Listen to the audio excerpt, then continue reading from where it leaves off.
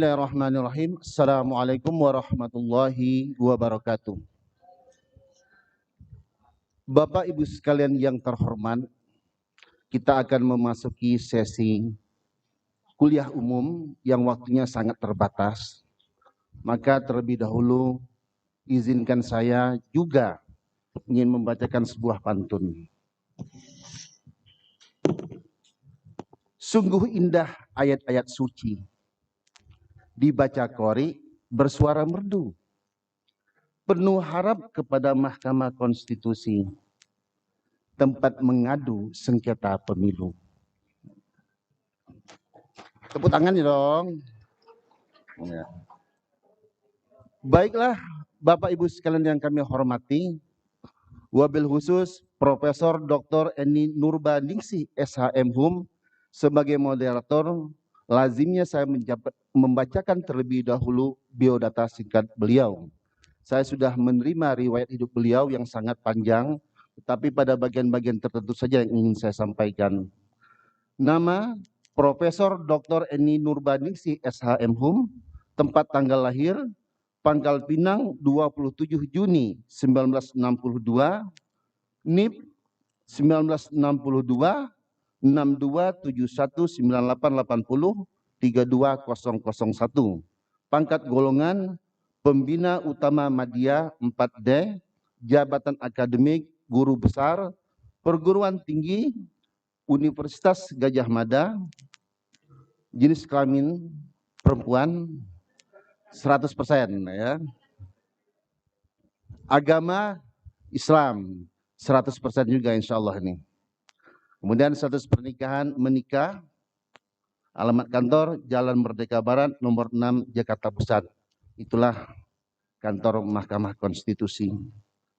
Beliau, saya meringkas saja, jabatannya luar biasa di berbagai jabatan-jabatan penting di Kementerian Hukum dan HAM, kemudian juga menjadi staf ahli dalam bidang hukum di Badan Legislatif. Yang saya lihat di sini beliau memang mendedikasikan hidup sepenuhnya dalam dunia hukum. Berangkat dari seorang akademisi dan kemudian menjadi praktisi, dan sekarang beliau adalah satu dari 9 orang Hakim Mahkamah Konstitusi Republik Indonesia. Kita berikan aplaus untuk Prof. ini. Baik, saudara-saudara sekalian, saya hanya sedikit memberikan prolog sebagai moderator bahwa tema kuliah umum ini tadi telah dibacakan oleh Bu Rektor, urgensi, alasan, dan tantangan pemilu dan pilkada serentak tahun 2024. Tentu sebagai sebuah pesta demokrasi terbesar, apalagi dilaksanakan serentak, akan memunculkan berbagai persoalan-persoalan, terutama bagi kepala daerah yang ternyata masa jabatannya berakhir tahun 2022 atau 2023 nanti. Yang menurut catatan Kompas itu ada sekitar 271 pejabat kepala daerah yang kemudian mereka by appointed ditunjuk oleh kepala negara, kepala pemerintahan kita.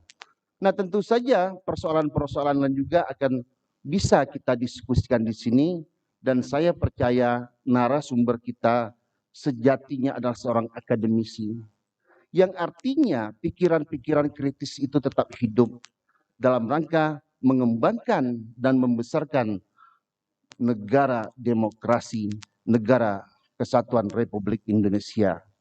Baik, saudara-saudara sekalian, mungkin nanti jika ada waktunya kita akan berdialog, tetapi mengingat waktu yang sangat terbatas, kita akan mendengarkan terlebih dahulu paparan beliau dengan judul yang sudah saya bacakan itu tadi. Bu Prof. Eni, kami persilakan waktu seluas-luasnya, dan ini ditayangkan secara live streaming yang artinya banyak juga yang akan menikmati dari kuliah umum Fakultas Syariah dan Hukum ini. Baik, Profesor Dr. Eni Nurbaningsih, saya persilakan untuk.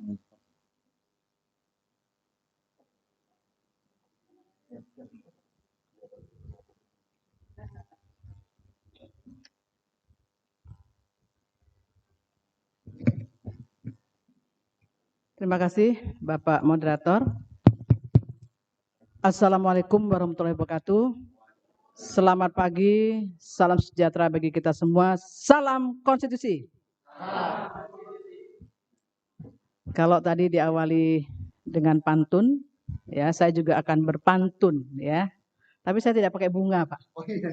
Karena lingkungan saya itu hampir semuanya laki-laki. Lupa saya dengan bunga. Kecuali bunga bank mungkin ya. Jadi pertama begini. Pergi ke Palembang beli buah mangga. Bilang apa dong? Cakep. Buat es campur ditambah buah nangka. Konstitusi harus selalu dijaga. Kok ada cakepnya? Untuk mewujudkan demokrasi yang semakin jaya. Saya tambah lagi satu lagi kalau begitu, biar cakepnya banyak. Beli ikan gabus di desa Tanjung Sari. Jangan lupa memanak nasi. Mari bersama membangun negeri dengan menjaga marwah konstitusi.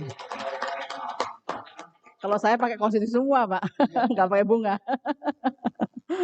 Yang saya hormati Dekan Fakultas Hukum dan Syariah, ya. Kemudian yang saya hormati pula para kaprodi, para dosen-dosen dari berbagai macam mungkin fakultas. Yang saya hormati tamu undangan yang tidak bisa sebutkan satu persatu namanya di sini. Dan yang saya hormati pula ada beberapa saya lihat di sini mungkin dari mahasiswa ya, mahasiswa baik yang hadir di sini maupun yang online dan juga kepada moderator. Pada kesempatan ini Mahkamah Konstitusi hadir di kampus, dulu namanya IAIN, sekarang namanya UIN. Memang kami datang ke sini ini dalam salah satu sesi untuk sosialisasi sebetulnya.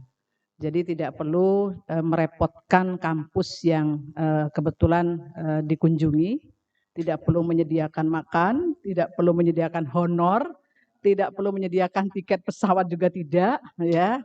Jadi semuanya tidak perlu disediakan, ya, semua supaya tidak ada double payment begitu.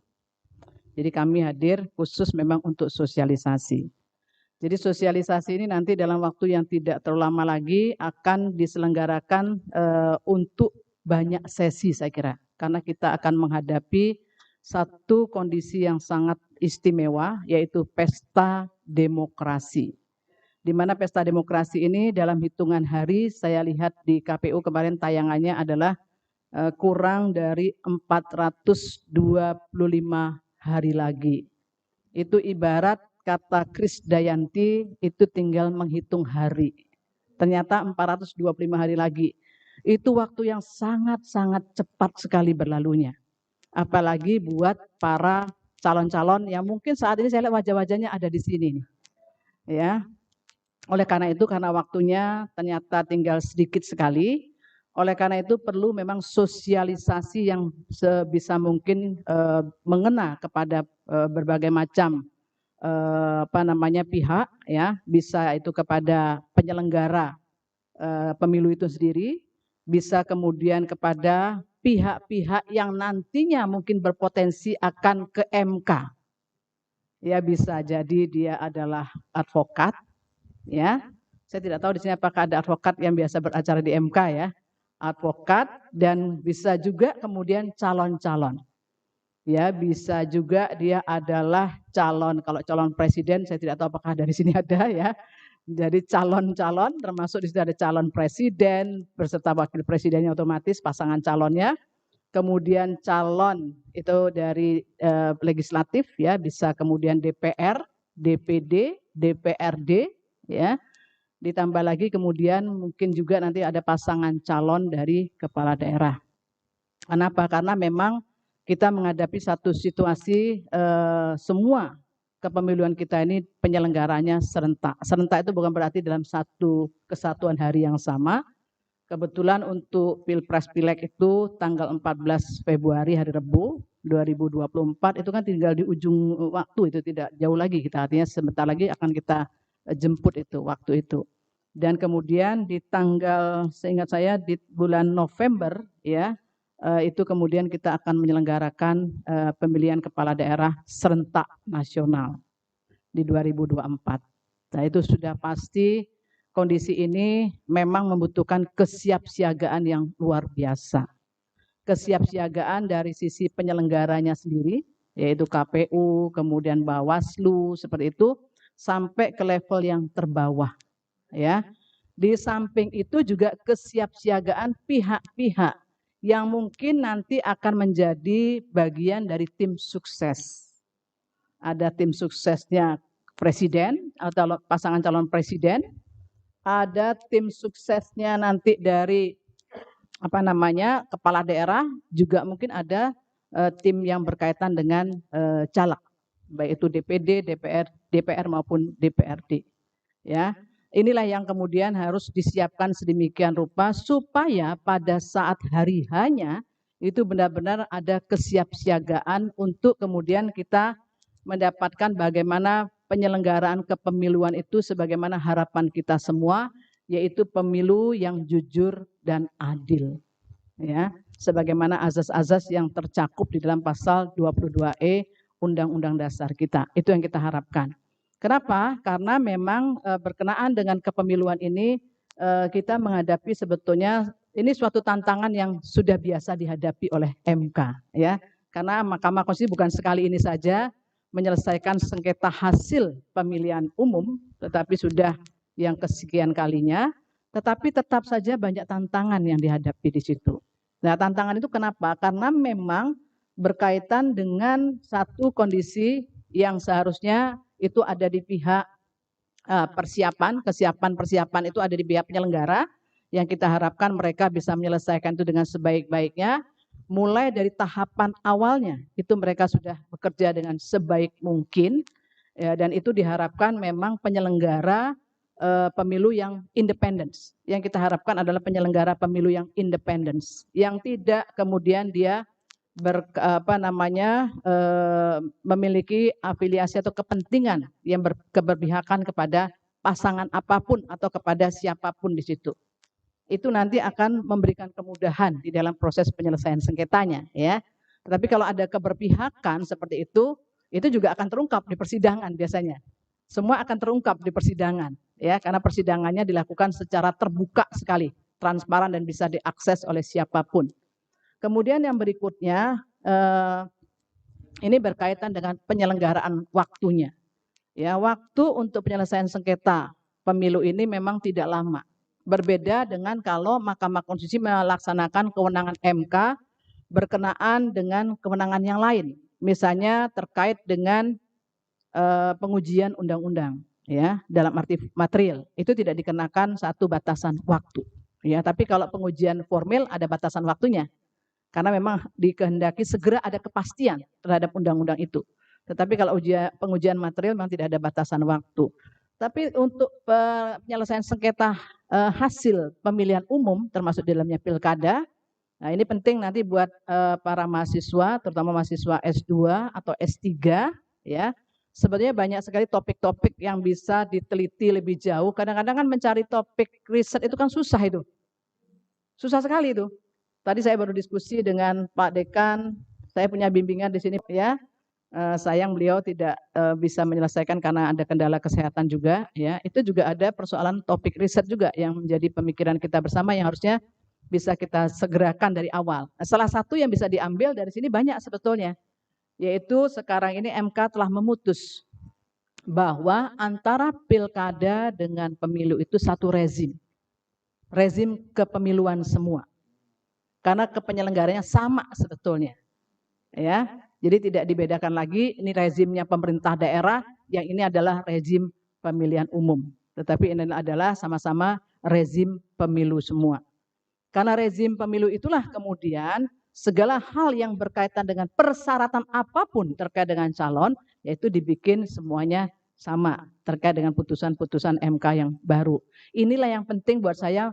Untuk saya informasikan, monggo silakan diteliti lebih jauh oleh para calon-calon mahasiswa untuk mendapatkan derajat doktornya atau derajat untuk magisternya di situ. Banyak sekali hal yang bisa diteliti berkenaan dengan putusan-putusan MK itu. Di sini kemudian saya ingin sampaikan salah satu tantangan yang kami hadapi ini adalah ya pasti perkara akan banyak masuk. Kemarin sudah ada penelitian yang disampaikan oleh Rektor UNAN beserta, karena kebetulan Rektor UNAN itu adalah dari Fakultas Hukum dan kemudian jajaran dosen di sana yang meneliti mengenai fluktuasi perkara penyelesaian sengketa hasil pemilihan umum. Memang kemudian dia menyebutkan dari hasil penelitiannya, itu memang kalau saya sebagai praktisi yang langsung bergelut di dunia itu, artinya sebagai hakimnya, ya saya melihat memang semakin meningkat jumlah perkara berkaitan dengan penyelesaian sengketa hasil. Kalau menurut saya ini adalah indikasi adanya kesadaran mereka mengenai mimpi sebagai warga negara, sebagai pemilih untuk terselenggaranya satu pemilu yang demokratis, jujur dan adil. Sehingga mereka punya kesadaran seperti itu, untuklah kemudian mereka menuntut sejauh mana keadilan pemilu itu bisa diwujudkan di situ. Sehingga mereka meminta itu diputuskan oleh lembaga peradilan. Inkasu yaitu Mahkamah Konstitusi. Nah, persoalannya memang kemudian penyelesaian sengketa hasil itu tidak bisa waktunya dibuat lama. Karena ini membutuhkan kepastian waktu yang cepat sehingga penyelenggaraan pemerintahan bisa langsung dilakukan secara berkepastian pula. Oleh karena itulah kemudian penyelesaian sengketa terkait dengan pemilu ini, ya lanjut silakan slide-nya. Tidak lama ya, sangat singkat sekali. Kenapa saya katakan singkat di sini? Slide-nya bisa dilanjutkan. Nah, ini kalau ini keserentakan ya, saya tidak saya sebutkan. Yang lanjut aja, waktu saja. Lanjut. Nah, lanjut lagi. Lanjut lagi. Nah, ini dia. Jadi batasan waktunya, karena kita dibatasi waktu juga, saya harus juga mengatur ritme waktunya. Jadi batasan waktunya memang sangat singkat sekali. Ya, pertama berkaitan dengan penyelesaian sengketa hasil pemilihan presiden, ya, dan wakil presiden otomatis di dalamnya. Waktunya harus kita selesaikan, batas waktunya 14 hari. Yang jadi persoalan sekarang ini seringkali, ya, yang jadi persoalan itu adalah para pihak yang akan mungkin menjadi bagian nanti beracara di MK itu kadang-kadang tidak aware terhadap soal waktu. Sementara soal waktu ini bisa menyebabkan perkara itu menjadi NO, need on van klok per klar. Kelar, selesai begitu. Ya. Karena apa? Karena dianggap melewati tenggang waktu. Tenggang waktu apa? Salah satu tenggang waktu pengajuan permohonannya. Oleh karena itu saya akan menyampaikan ini sesuatu hal yang sangat penting untuk disiapkan terutama bagi para advokat yang ada di sini. Bahwa ketika nanti ya, ini kan kebetulan kalau sudah ada pesta demokrasi ini kan keran terbuka semua ini, ya. Semua orang harus bisa berkolaborasi ya. Saya yakin semua berkolaborasi ini. Baik kepala daerah, calon kepala daerah, apalagi presiden dan wakil presiden. Dan kemudian dari calon legislatif berkolaborasi dengan siapa? Siapa yang nanti menjadi tim hukum dari orang yang akan mengajukan dirinya sebagai calon di situ. Disinilah memang kita dibutuhkan dalam waktu yang relatif singkat karena ini ada speedy trial, ya. Itu adalah bagaimana setiap pihak, ya, baik itu pihaknya berkaitan pasangan calon presiden dan wakil presiden dan kepala daerah maupun pileg di situ harus sejak awal seapapun dokumennya yang dimiliki itu harus disiapkan secermat mungkin. Didokumentasikan, documented semua dokumen itu. Termasuk dokumen persyaratan itu juga harus documented. Persyaratan awal. Ya, dan itu harus sesuai dengan ketentuan yang berlaku. Jangan pernah sekali-sekali kemudian menutupi diri bahwa persyaratan ini dianggap sudah memenuhi. Tetapi kemudian di dalam proses selanjutnya ternyata terbuka. Dia tidak memenuhi persyaratan awal. Dan ini terjadi bisa jadi pada saat itu tidak ada upaya yang maksimal dari penyelenggara untuk kemudian menegakkan ketentuan itu. Dan ini pastilah tidak mungkin ditutupi. Ini pasti kemudian terbuka dalam persidangan ternyata tidak memenuhi syarat. Itu yang kemudian menyebabkan pada akhirnya ketika dibuka dalam persidangan kan tidak ada yang bisa ditutupi lagi dalam persidangan. Oh, kotak suara saja bisa dibawa dalam persidangan untuk dibuka bersama-sama berdasarkan kemudian persetujuan dan ada saksi dari pihak kepolisian juga di situ yang menjadi pengaman dari kotak suara itu. Itu dibuka semuanya untuk kaitan dengan suara. Belum lagi persyaratan. Walaupun itu di awal bukan berarti sudah selesai pada akhirnya bisa kemudian laju terus. Belum tentu. Bisa kembali dijemput lagi itu syarat itu. Kalau ternyata setelah diteliti lebih jauh, oh ada syarat yang pada akhirnya ketahuan belum terpenuhi di situ. Nah, ini bisa menjadi calon itu terdiskualifikasi pada akhirnya. Itu terjadi beberapa untuk kepala daerah, ya, diskualifikasi. Sudah mengeluarkan biaya yang banyak mungkin di situ dan segala sesuatu yang kemudian berkaitan dengan hal itu, akhirnya dia didiskualifikasi. Nah, itu kemudian dilakukan proses pemilihan ulang kan. Kalau pemilihan ulang dia tidak diikutsertakan kembali karena dia didiskualifikasi. Itu terjadi. Ya. Jadi ini yang harus dijaga sejak awal, dokumentasinya harus disiapkan sedini mungkin. Dari mulai persyaratan-persyaratan awalnya, memang kalau dia memenuhi ya siapkan itu mulai dari ijazahnya, ya toh, tentang status kewarganegaraannya juga, ya itu juga harus disiapkan. Jangan sampai kemudian muncul ternyata kewarganegaraannya adalah ganda begitu. Nah itu tidak boleh, pasti ketahuan.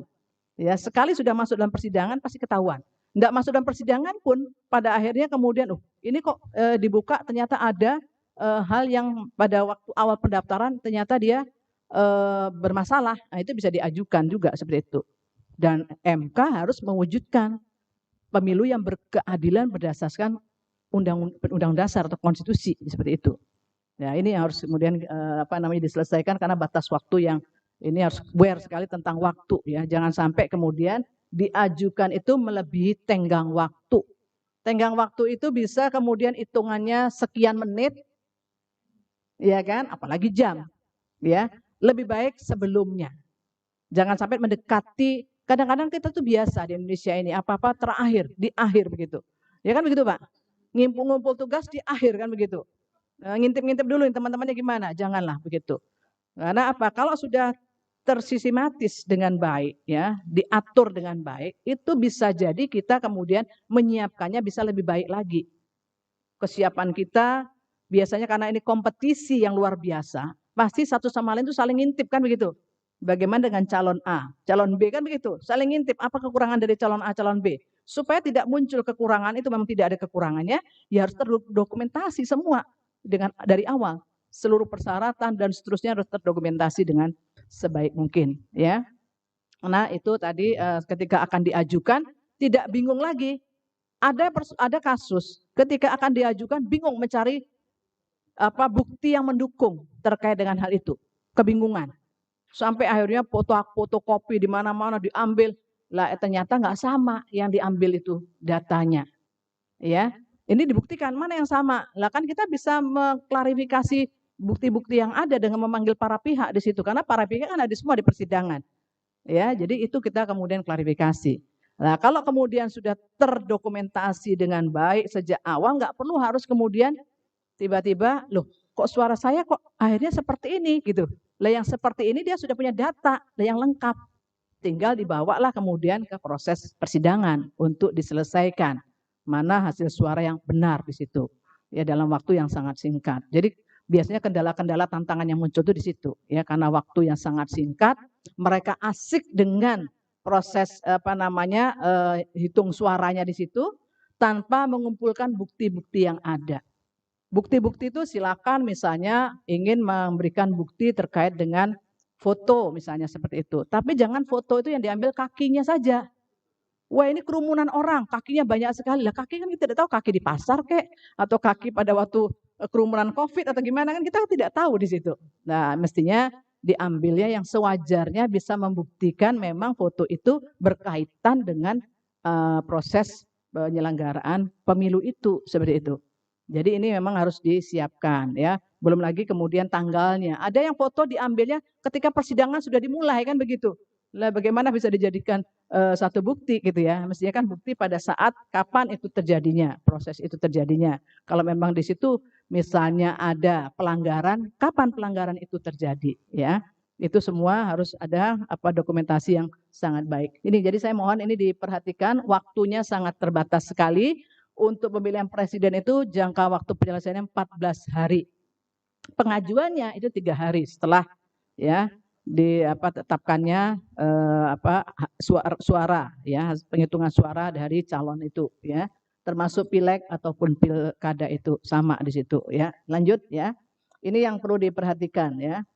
Di sini supaya tidak kemudian terkena kendala waktu ya, supaya tidak NO need on fund verklar tadi, silakan diajukan lewat online juga bisa, tetapi dengan satu permohonan yang sudah lengkap. Ada yang kadang-kadang terjadi yang disampaikan permohonannya hanya hampir belangko yang kosong.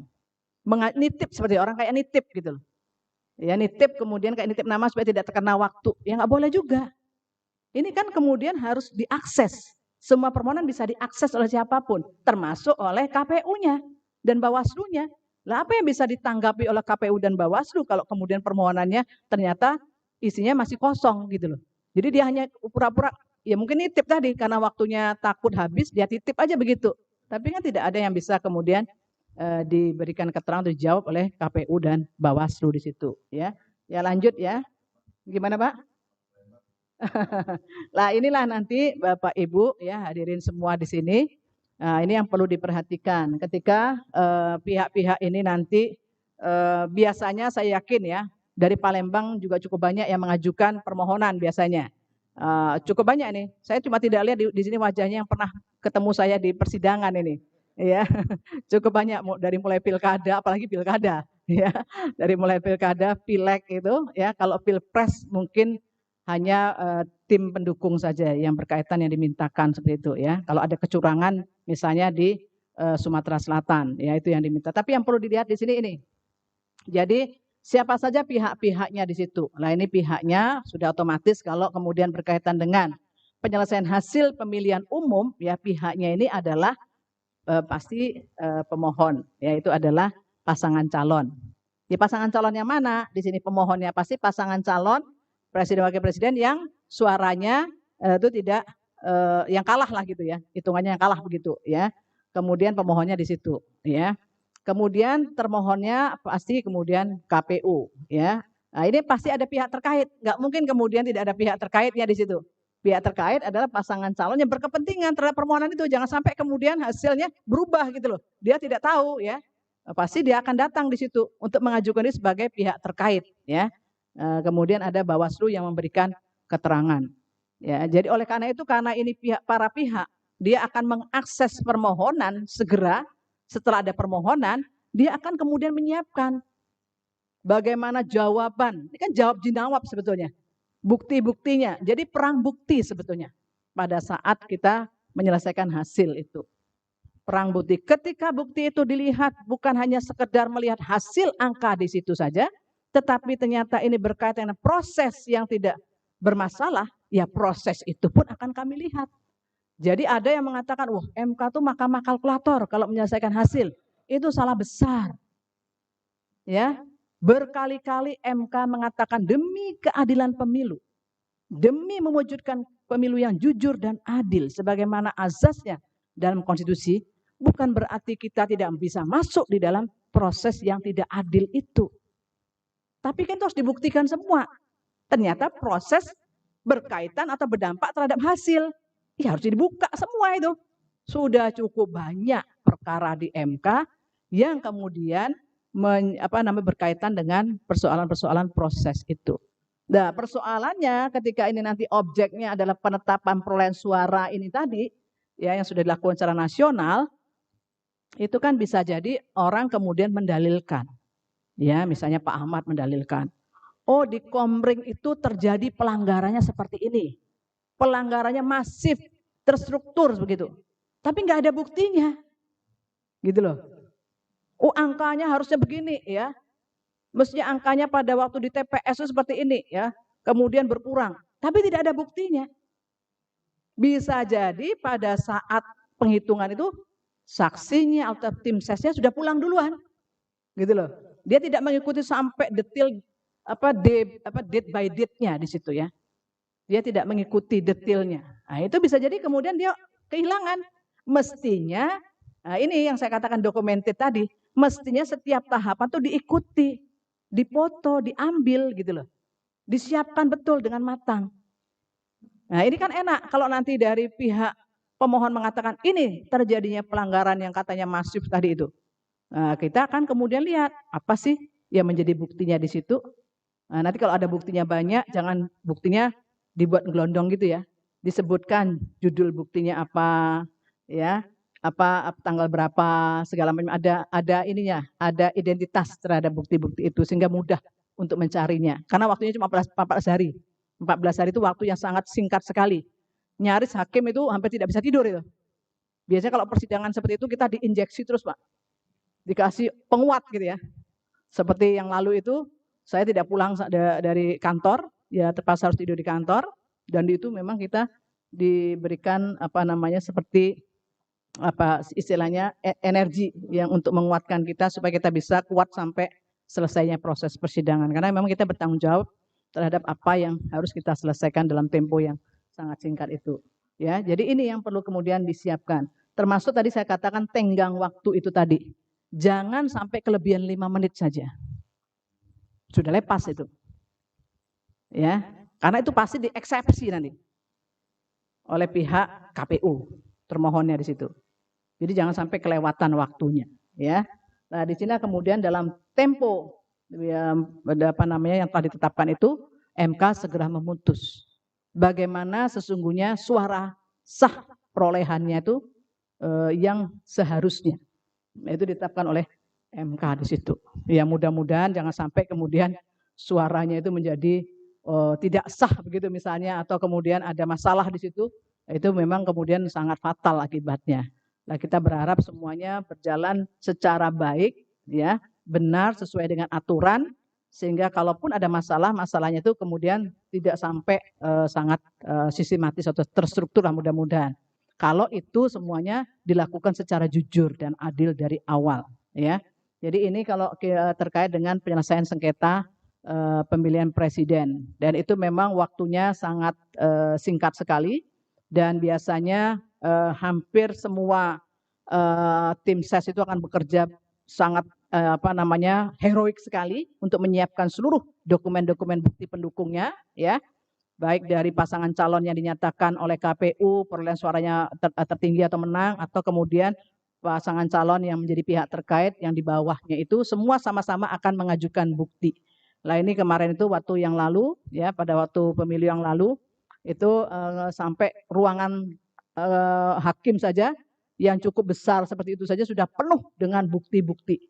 Ya, apakah itu kemudian bisa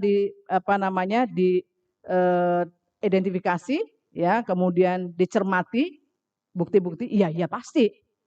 Ya, dicermati karena memang bekerjanya tidak hakim sendirian, ada tim yang berkaitan dengan semua hakim itu ada timnya di situ. Jadi ada tim yang setiap kali ada bukti yang datang terus kita segera kita identifikasi satu persatu, ya. Nah itulah yang kemudian pada dalil-dalil yang mengatakan kecurangan-kecurangan di mana-mana kadang-kadang yang tidak bisa dilakukan itu pembuktiannya yang sangat lemah. Mudah-mudahan kalau disiapkan dengan matang cermat itu bisa kemudian secara substantif bisa kita lihat lebih detail lagi. Jangan mendadak semuanya. Jadi benar-benar kesiapannya sangat cermat. Ya lanjut, ya.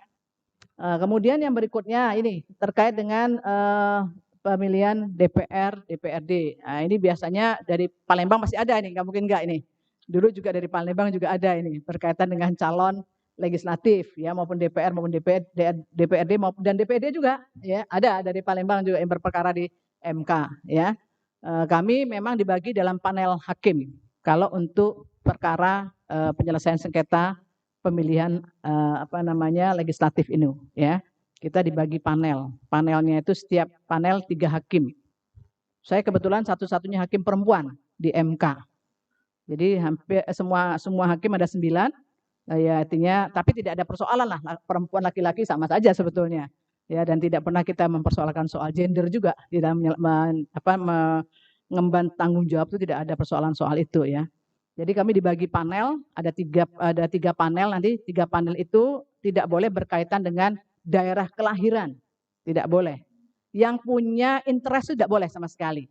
Yang harus dicari yang benar-benar dia lepas dari interest apapun. Ya, kalau saya dari lahir di Bangka Belitung, pasti saya tidak pernah menangani perkara Bangka Belitung.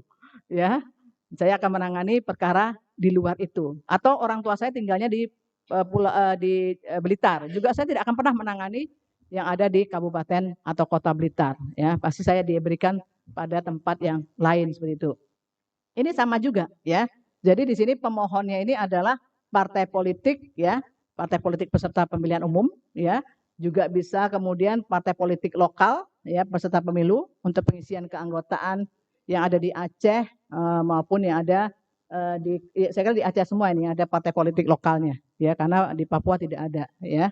Nanti disitulah kemudian mereka akan mempersoalkan seharusnya saya ini adalah memiliki suara yang lebih tinggi, ya, terkait dengan perolehan itu. Nah ini nanti KPU akan kemudian memberikan satu jawaban bagaimana kemudian proses penghitungan suaranya untuk calon tersebut. Dan pihak terkaitnya juga muncul, pasti muncul. Biasanya banyak pihak terkaitnya nih dari berbagai macam partai politik yang muncul di situ, yang khawatir kemudian suaranya bergeser ketika ada permohonan ini. Objeknya juga sama sesungguhnya. Jadi objeknya adalah berkaitan dengan keputusan KPU mengenai penetapan perolehan suara hasil pemilihan umum, ya. Ini yang kadang-kadang memang terkait dengan kasus ini paling banyak yang kadang-kadang dia tidak siap gitu loh. Ya, tidak siap loh. Ini mau apa yang mau dipersidangkan? Bagaimana kemudian duduk perkaranya? Itu tidak dijelaskan dengan detail oleh pemohon. Tenggang waktunya juga tolong diperhatikan. Penyelesaiannya juga 30 hari, ya, 30 hari. Nanti kalau kalau putusan semua harus pleno 9 hakim yang memutus.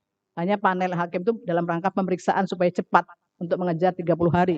Karena perkaranya jumlahnya ratusan untuk penyelesaian sengketa hasil terkait dengan anggota DPR, DPD maupun DPRD ini, ya.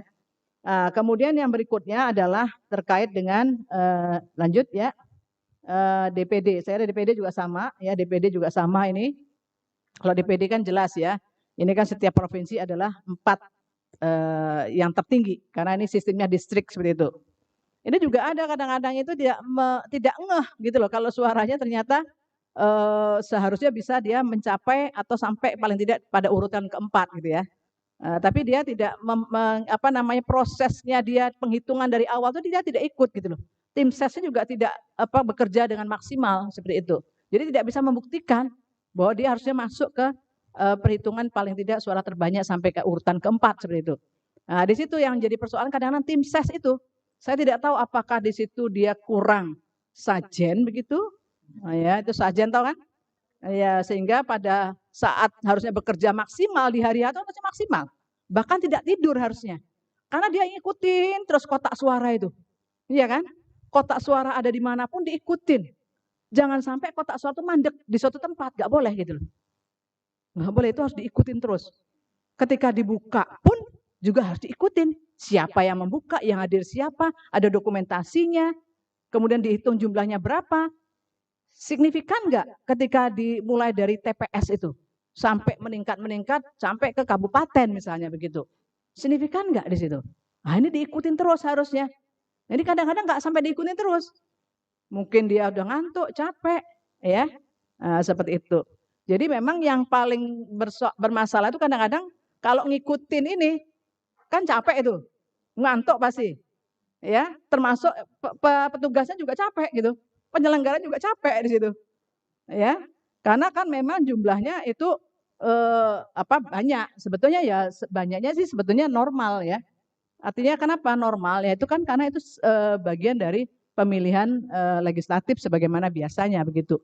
Tetapi karena ini harus tidak boleh berhenti, ya penghitungan itu tidak boleh berhenti sama sekali.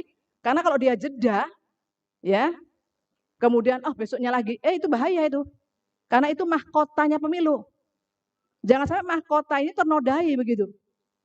Jadi ini harus benar-benar kesuciannya dijaga, kemurniannya dijaga. Jadi diikutin terus.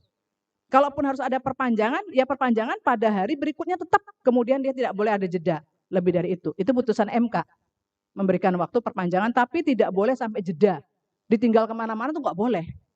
Karena ini barang berharga ini, bahaya ini. Ya ini yang dipersoalkan itu. Tidak boleh dibuka sembarangan, harus jelas siapa yang membuka, ya, kapan dia dibuka, itu semua harus jelas di situ. Dan itu terdokumentasi dengan baik. Ini yang kadang-kadang lupa gitu loh. Karena sudah capek, lelah, pulang, tinggal tidur, wah, toto berubah gitu. Tapi dia nggak punya bukti gitu. Ini yang harus kemudian dicermati ya. Jadi yang berkaitan dengan ini karena kami juga sangat membutuhkan bukti-bukti yang kuat ya terkait dengan penyelesaian sengketa hasil itu. Ya selanjutnya yang terakhir adalah pilkada. Nah ini terkait dengan pasangan calon kepala daerah ya. Nah, ini kan kebetulan keserentakan nasional itu juga di ujungnya adalah pemilihan kepala daerah. Nah, itu bulan November 2024. 45 hari nanti penyelesaian sengketanya itu jatuhnya pasti di 45 hari itu pasti di tahun 2025. Tapi kemudian kalau ada PSU bisa mundur lagi itu. Bisa mundur itu. Seperti yang terjadi pada waktu PSU yang ada di Papua. Ya, sementara dia terkena batasan waktu karena keserentakan nasional. Harus ada penjabat yang diangkat dalam rangka keserentakan nasional. Sementara ada PSU di situ, sehingga terpaksa mundur. Dan karena mundur itu batas waktunya dia ya untuk menjadi kepala daerah menjadi terbatas pada akhirnya. Tapi itu sudah ketentuan hukum yang tidak bisa kemudian ditiadakan putusan pengadilan sebagaimana tahapan-tahapan yang sudah diputuskan di situ. Nah, jadi kalau memang nanti ada PSU-nya di sini ya bisa panjang nanti di 2025-nya itu. Nah, kenapa ada PSU di situ? Ya bisa jadi memang karena satu ya, walaupun ketentuan dalam undang-undang berkaitan dengan penyelesaian sengketa hasil pemilihan kepala daerah itu ada ambang batas sebetulnya. 2% itu ambang batasnya. Tapi bukan berarti MK harga mati di situ. Ya, ketika ternyata hasil itu begitu karena dipengaruhi proses yang salah, ya proses itulah yang kemudian harus dibuka secara transparan. Apa yang menjadi penyebab sehingga proses bermasalah di situ. Sehingga pasal 158 itu bisa sementara ditunda keberlakuannya atau disimpangi sementara oleh Mahkamah Konstitusi untuk bisa menyelesaikan prosesnya terlebih dahulu. Bisa karena persyaratannya dia ternyata bermasalah, atau misalnya yang kemarin terjadi itu berkaitan juga dengan persyaratan sebetulnya ketika dia ternyata belum selesai jeda 5 tahunnya sebagai mantan terpidana seperti itu. Ya kan itu ada hitung-hitungannya semua tuh jeda 5 tahun itu ya. Nah ini yang perlu dicermati. Kalau kemudian ini pasangan calonnya adalah calon independen, siapa yang kemudian akan mengajukan misalnya untuk menjadi pemohon? Nah, di sini adalah pemantau pemilihan yang sudah terdaftar dan memperoleh akreditasi dari penyelenggara pemilu, ya. Jadi bisa menjadi pemohon di situ. Jadi bukan dia terus-menerus kemudian bablas sendirian bisa kemudian sebagai pemenang gitu ya. Jadi bisa juga dia digugat oleh siapa? Oleh pemantau, ya. Pemantau yang sudah terakreditasi. Jadi ini penyelesaiannya juga diberi waktu memang agak panjang 45 hari dan ini pun dibagi dalam panel-panel seperti itu. Dan ini sekali lagi berkaitan dengan penyelesaian sengketa hasil pemilihan kepala daerah ini juga kami berharap ya bahwa hal yang terkait dengan penyelesaian ini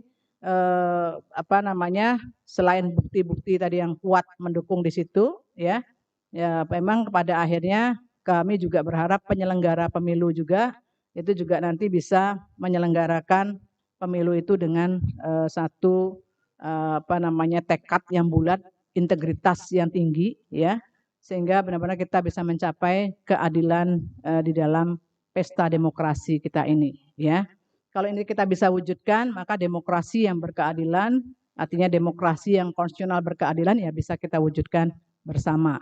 Jadi inilah sosialisasi singkat yang saya ingin sampaikan kepada Bapak Ibu karena nanti pasti ada jadwal sosialisasi yang terjadwal dengan sangat sistematis oleh MK.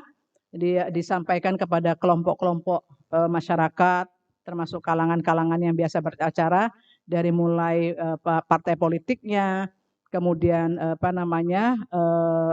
bisa juga advokat kemudian dari pihak perguruan tinggi, berbagai macam pihak nanti supaya mereka punya kesadaran yang sama, paham betul bagaimana beracara di MK seperti itu. Jadi jangan sampai mereka kemudian menyalahkan MK. Wah, MK ini berpihak ini. Oh, gara-gara ada hubungan darah dengan ini, jangan, nggak ada kaitannya di situ ya. Karena bagaimanapun juga putusan hakim itu diambil oleh hakim sesuai dengan hati nuraninya, keyakinannya sendiri. Nggak boleh dipengaruhi oleh siapapun. Apalagi kalau berkaitan ini dengan penyelenggaraan pemilu, apalagi pilpres begitu. Itu kami itu dijaga ketat itu. Sehingga mau keluar kemanapun itu aksesnya terlalu terbaca. Nggak bisa kita kemanapun. Ketahuan langsung. Jadi nggak mungkin kemudian sampai itu terjadi. Dan itu bagaimana bukti pada waktu penyelesaian sengketa pilpres yang lalu juga sudah kami lakukan dengan sebaik mungkin. Sidang 24 jam pada waktu itu. Ya mungkin bisa dilihat di tayangan YouTube, saya kira masih ada jejak digitalnya di situ.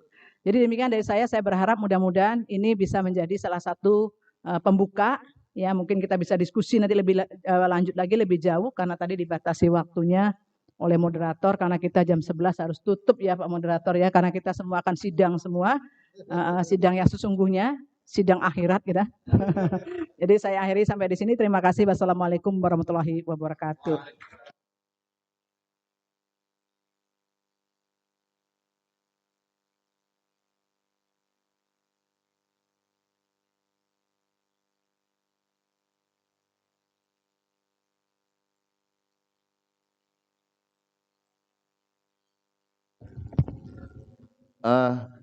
Terima kasih Yang Mulia Prof.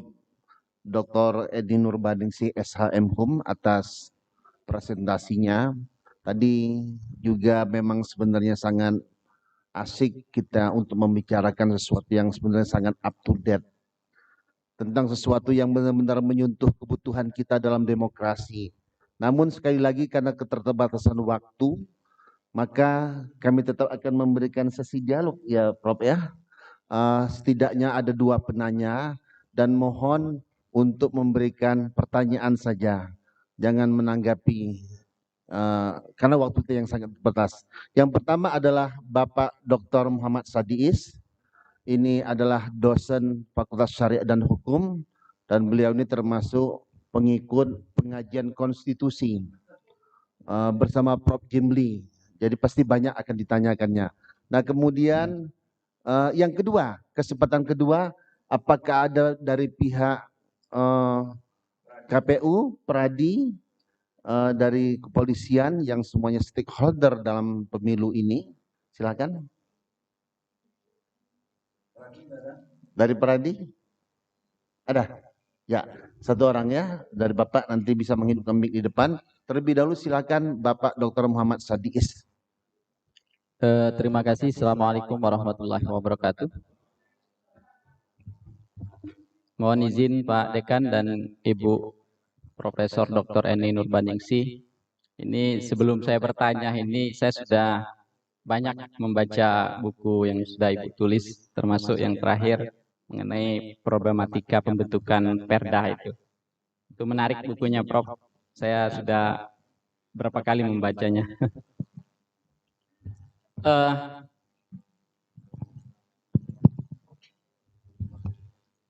Mungkin dalam kesempatan ini Prof, saya lebih senang manggilnya Prof ya, karena kita akademisi ya. Memang di Indonesia ini agak dilema ya mengenai demokrasi ya. Bahkan terus terang Prof, saya tidak setuju istilah pesta demokrasi. Karena pesta ini berujungnya akan menjadi masalah. Ya buktinya semenjak 2004 sampai hari ini bahkan 2024, MK itu selalu bersiaga-siaga untuk menyelesaikan masalah hasil dari pesta demokrasi. Nah makanya kalau saya nanti punya kewenangan untuk merubah regulasi, saya tidak mau istilah pesta demokrasi itu Prof. Mungkin kita cari istilah yang lain. Nah, saya bertanya ini, saya minta ini pandangan Prof sebagai akademisi, bukan sebagai seorang hakim Prof. Saya sebagai pengajar di UIN kita ini, Selalu ditanya oleh mahasiswa HTN itu, bagaimana tanggapan Bapak sebagai seorang akademisi mengenai hakim MK yang ditarik oleh DPR kemarin. Nah, ini kalau kita lihat, Prof, negara kita ini negara yang menjunjung teori Montesquieu atau trias politikal itu. Saya berulang-ulang membaca teori Montesquieu karena kita akademisikan ini penasaran terus, Prof. Apa filosofisnya kata Montesquieu? Apabila kekuasaan yudikatif tidak dipisahkan dengan kekuasaan legislatif, maka hakim dianggap sebagai pembuat undang-undang. Kemudian apabila kekuasaan yudikatif tidak dipisahkan dengan kekuasaan eksekutif, maka hakim akan bersifat kejam dan beringas. Dan itu terbukti, Prof. Mohon maaf, Prof, ya. Ini bahan koreksi kita. MK menjak berdiri 2003 sebagaimana amanat Undang-Undang 24 2003, MK pernah bermasalah, Prof, menghadapi masalah demokrasi tadi. Bahkan Jimli Asidiki, Prof Mahfud marah besar terhadap yang pernah meroboh nama baik MK kemarin. Nah, makanya saya tidak setuju dengan istilah pesta demokrasi. Nah, yang saya tanyakan, Prof, bagaimana pandangan Prof supaya kami sebagai akademisi jauh dari kota ini, dari Jakarta, ya, sehingga kami menjelaskan dengan mahasiswa itu ya tidak salah menduga, karena sekali lagi ketika kita baca tidak ada informasi yang jelas bahwa alasan DPR itu menarik hakim Mahkamah Konstitusi yang tidak perlu kita sebutkan namanya itu. Nah, kami di daerah ini menduga jangan-jangan ini jangan untuk menyelesaikan atau memuluskan masalah pemilu pilkada nanti atau pemilu legislatif nanti. Jangan-jangan anggota DPR yang duduk ini mencabut hakim ini ya untuk memuluskan supaya dia bisa memenangkan kasus di MK nanti. Nah, itu mohon tanggapan. Yang kedua, Prof, ya, mengenai presidensial threshold. Saya sebagai yang mengajar hukum tata negara dan kita tunduk dengan konstitusi, itu menurut saya sangat jelas melanggar konstitusi. Sebagaimana pasal 28 kemerdekaan berserikat, berkumpul, mengeluarkan pikiran, lisan, tulisan dan sebagainya ditetapkan undang-undang. Kemudian Undang-Undang 7 2017, kita dijamin hak untuk memilih dan dipilih. Tapi hari ini kami sebagai warga negara dan sebagai dosen ini, kami hanya diberi oleh konstitusi hanya untuk memilih, Prof. Sedangkan untuk dipilih kami tidak punya biaya. Nah, ini menjadi persoalan menurut saya. Nah, saya mohon tanggapan dua. Itu, Prof, saya minta Prof sebagai akademisi, Prof, bukan sebagai hakim MK. Meskipun insya Allah besok kembali ke Jakarta sebagai hakim MK lagi. Terima kasih. Assalamualaikum warahmatullahi wabarakatuh. Baik, terima kasih Pak Sadis ya. Ya, insya Allah beliau ini akademisi akan menjawab itu. Silakan kita langsung saja, Prof. Untuk yang kedua, biar sekalian kita jawab. Mohon disingkat, Pak ya. Perkenalkan Bapak dari mana? Ya.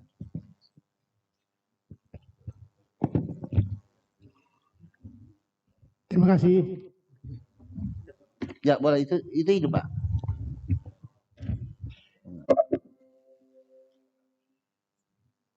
Terima kasih. Wassalamualaikum warahmatullahi wabarakatuh.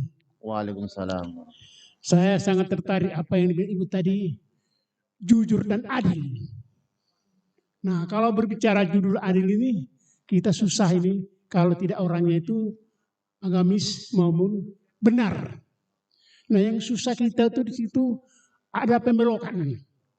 Nah, sehingga rakyat ini ada pembelokan ini jadi gimana lah katanya, kalau rakyat itu begini, dia aja di atas sudah begitu katanya kan, kita ada pembohongan katanya.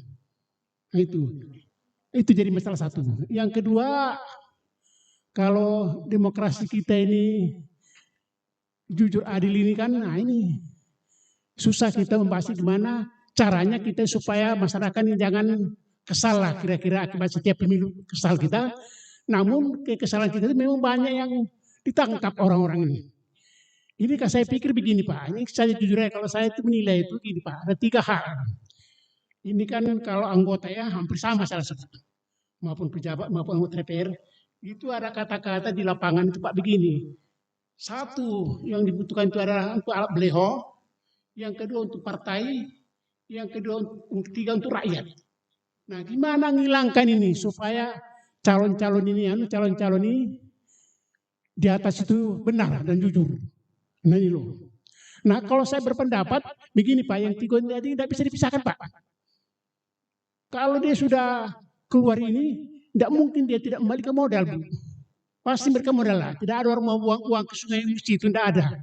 Nah ini masalah. Ternyata memang banyak yang ditangkap. Ini bukan lagi rahasia umum lagi. Sudah juga waktu pemilu juga tidak rahasia lagi. Istilahnya ada 50, ada 100 sekian itu. Tapi ini siapa yang bisa membuktikan ini? Orangnya tidak mau. Ada yang mau tapi dicekal. Ya. Saya rasa ini aja. Sekian dan terima kasih. Baik Prof, apakah langsung menjawab? Ya. Iya cukup. Untuk dua saja. Dua saja ya. Ya.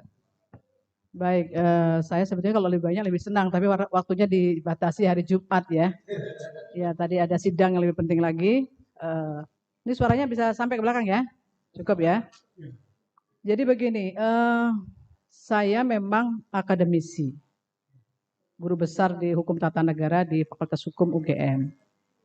Tetapi bukan berarti kemudian sebagai hakim saya kemudian menjadi orang yang berkepribadian yang berbeda, gitu. Saya kira kepribadiannya ya tetap harus sama, yaitu orang yang memiliki satu kepribadian dengan integritas yang harus dijaga, ya dijaga. Dan itu memang penjagaan integritas itu tidak bisa kita yang menyampaikan, orang lain yang menilai, gitu. Kebetulan saya juru bicara setiap putusan di MK, jadi harus bisa menyampaikan dengan sebegitu rupa bagaimana proses putusan itu pada akhirnya melahirkan sebuah putusan, ya. Karena prinsipnya adalah hakim itu tidak boleh diintervensi oleh siapapun dalam keadaan apapun oleh apapun.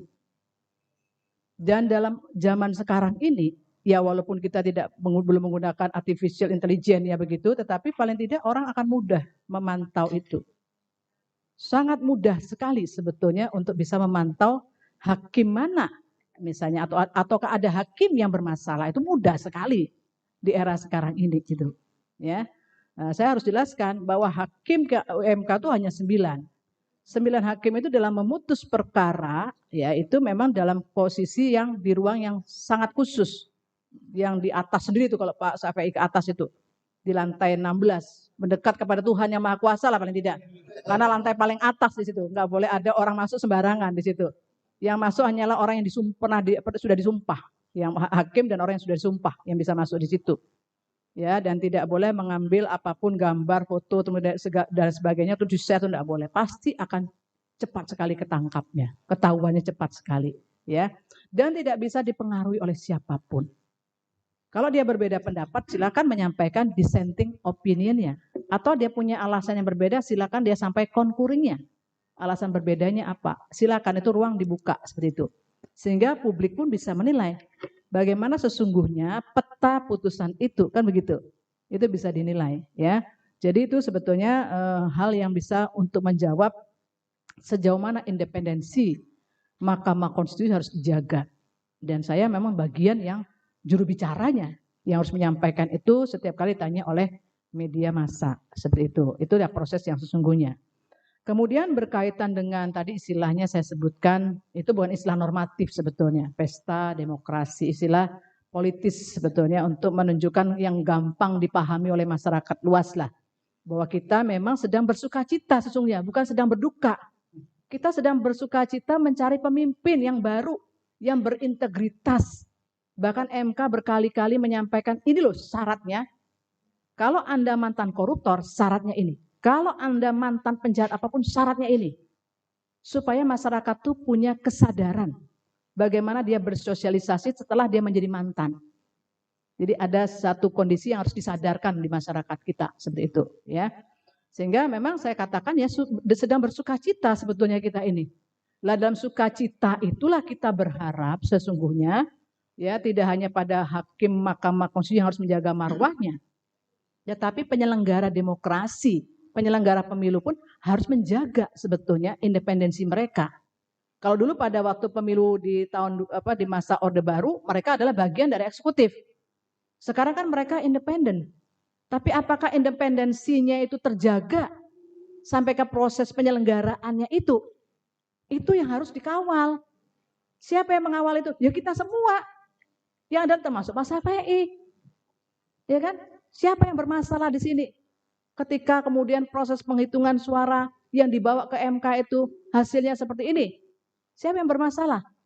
Siapapun yang kemudian bermain di situ akan ketahuan. Pasti ketahuan. Karena sidang MK itu terbuka sekali. Nggak ada satu pun yang ditutupin. Semua dibuka di situ. Dan kita akan tunjukkan. Ini, dokumen ini. Tolong masuk, panggil satu-satu. Dari para pemohon dipanggil. Dari KPU dipanggil. Bawaslu dipanggil. Termasuk kepolisian kita panggil. Apa betul ini? Mereka mengawali. Siapa yang mengawal di situ? Semua kita tanyain satu persatu. Pasti mereka di depan pengadilan nggak mungkin mereka bisa kemudian petentang-petenteng di situ, ya kan? Pasti akan menyampaikan dan kita akan klarifikasi satu sama lain di situ, ya. Jadi ini memang untuk menunjukkan bahwa kita sedang ingin bersukacita dalam rangka menjaga bagaimana kemurnian suara itu harus kita jaga sampai akhir ketika akan dihitung sebagai suara sah nasional itu, ya. Jadi itulah yang saya katakan memang ini sebuah pesta dalam arti kata politis sebetulnya, bukan dalam arti kata normatif. Normatif nggak ada pesta demokrasi, kita buka undang-undang nggak ada. Ya memang yang ada itu adalah penyelenggaraan pemilu yang demokratis yang kita berharap di situ. Penyelenggaraan pemilu yang demokratis itu nggak ada frase itu, yang adalah penyelenggaraan pemilu yang berdasarkan asas-asas itu. Ya asas-asas sebagaimana tertuang di dalam pasal 22E, yaitu luber, jujur dan adil itu yang ada di situ, ya. Jadi itu Pak yang kita harapkan Pak. Memang ini nggak bisa hanya oleh pihak seorangan saja Pak. Kalau kita ingin mengawal demokrasi ini konstitusional, ya benar-benar konstitusional, ya kita berharap semuanya bersatu padu begitu loh. Jangan pilih orang yang sudah tidak jelas, dia tidak berintegritas. Yang mengandalkan bukan pada satu kemampuan yang ini. Kita bisa sama-sama. Oleh karena itulah MK memang dalam kapasitas sebagai sebuah lembaga peradilan juga mensosialisasikan konstitusi juga ya MK ini. Termasuk kami juga membangun desa konstitusi di beberapa tempat yang telah memenuhi syarat di situ. Supaya kita memang ingin membumikan konstitusi sebetulnya. Kalau konstitusi sudah kita bumikan itu, mereka punya pemikiran yang lebih lebih bisa kita katakan cerdas berkonstitusi. Artinya lebih pandai mereka memilih siapa calon pemimpinnya yang baik, yang seharusnya mereka pilih. Seperti itu tidak dikelabui oleh semata-mata hal-hal yang merupakan iming-iming seperti itu. Itu yang harusnya kita lakukan bersama itu Pak ya. Nah, yang ini yang terakhir ini memang susah dijawab ini Pak Safei ini. Ya, kenapa? Pertanyaannya adalah ini kenapa ini kok ada proses penghentian masa jabatan hakim MK yang belum berakhir masa jabatannya tidak sejalan dengan pasal 23 Undang-Undang MK. Nah, ini persoalannya itu hakim MK itu tidak boleh mendebat. Putusannya sudah dibuat. Jawaban terkait dengan pertanyaan Pak Safei ini ada di putusan MK yang kemarin. Ya sudah dijelaskan dalam putusan kemarin itu, ya.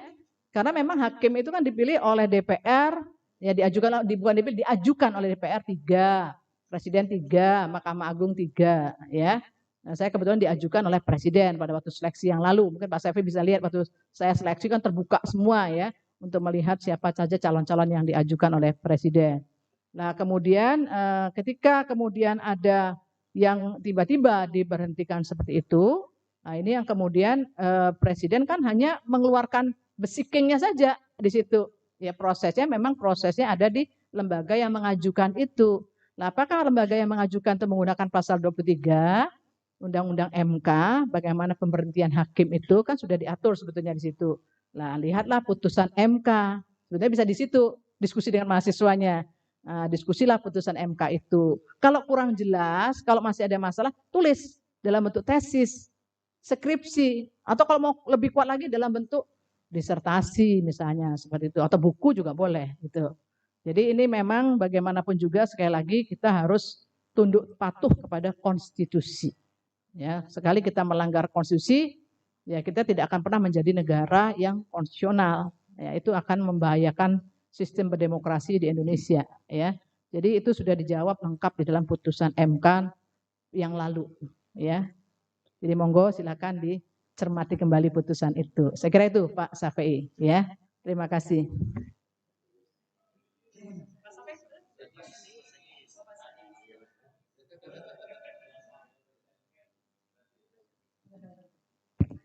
Ya, baik, Prof.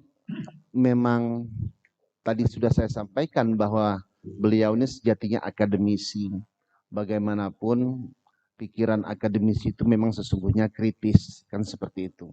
Apakah pemilu kita ini sebagai sebuah demokrasi formalistik atau substansialistik misalnya, itu teori-teori demokrasi. Tetapi ketika kita sudah berada dalam tataran praktis, tentu kita menaati berbagai aturan hukum yang telah dibuat untuk demokrasi ini, dan bagaimana hasilnya itu kemudian menjadi kajian-kajian akademis kita. Jadi Prof. Eni, kami di sini S2-nya kebetulan memang tata negara yang tentu saja kami lebih banyak menyoroti putusan-putusan MK. Itu sudah pasti, karena saya mengarahkan seperti itu. Ada satu tesis mahasiswa saya, waktu itu dia mengkritisi putusan MK ketika usia kawin itu ditolak oleh MK. Ya, pada tahun 2014. Sudah.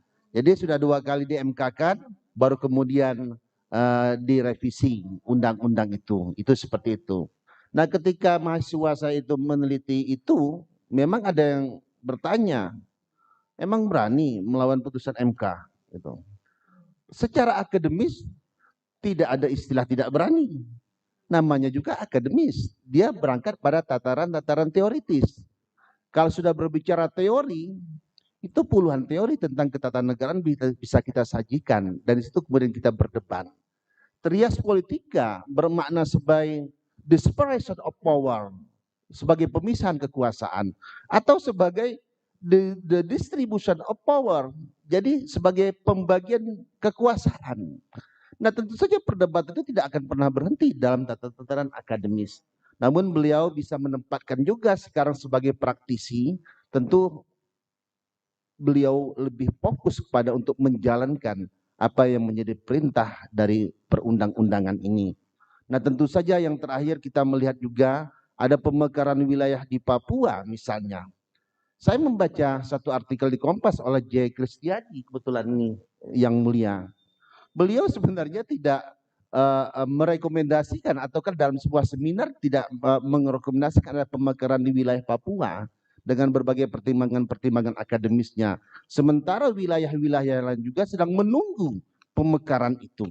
Seperti di Sumatera Selatan ini ada wilayah Gelumbang yang seingat saya sudah hampir 1 dekade itu mengajukan untuk pemekaran dari Kabupaten Lahan itu seperti itu.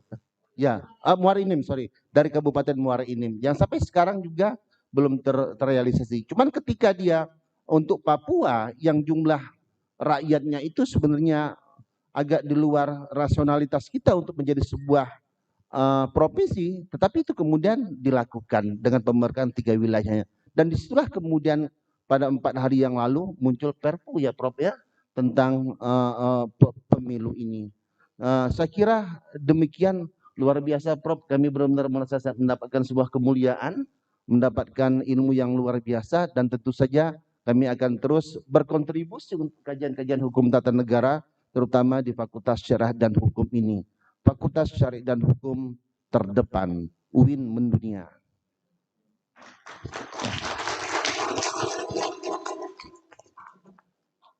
Dan MK terus berjaya. Ya, amin ya rabbal alamin ya.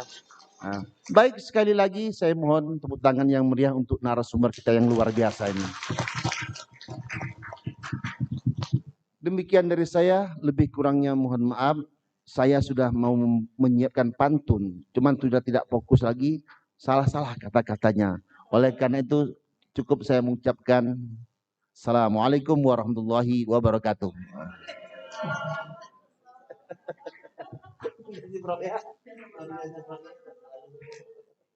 Ya. Terima kasih. Assalamualaikum warahmatullahi wabarakatuh. Alhamdulillah, syukur perjalanan hari ini luar biasa. Kita mengikuti sajian yang luar biasa dari Prof. ini tadi. Mudah-mudahan itu memperkaya wawasan kita tentang pemilu dan kita paham betul bahwa di Sumatera Selatan ini setiap pemilu, pilkada, dan seterusnya pasti bermasalah. Karena itu mahasiswa punya rekan besar untuk meneliti proses-proses pemilihan umum ke depannya. Dan saya yakin Pak Sadiis, kalau tahun lalu kita difasilitasi untuk meneliti oleh BPIP ya, mudah-mudahan tahun ini nanti dikasih juga dana oleh MK. Terima kasih Bu.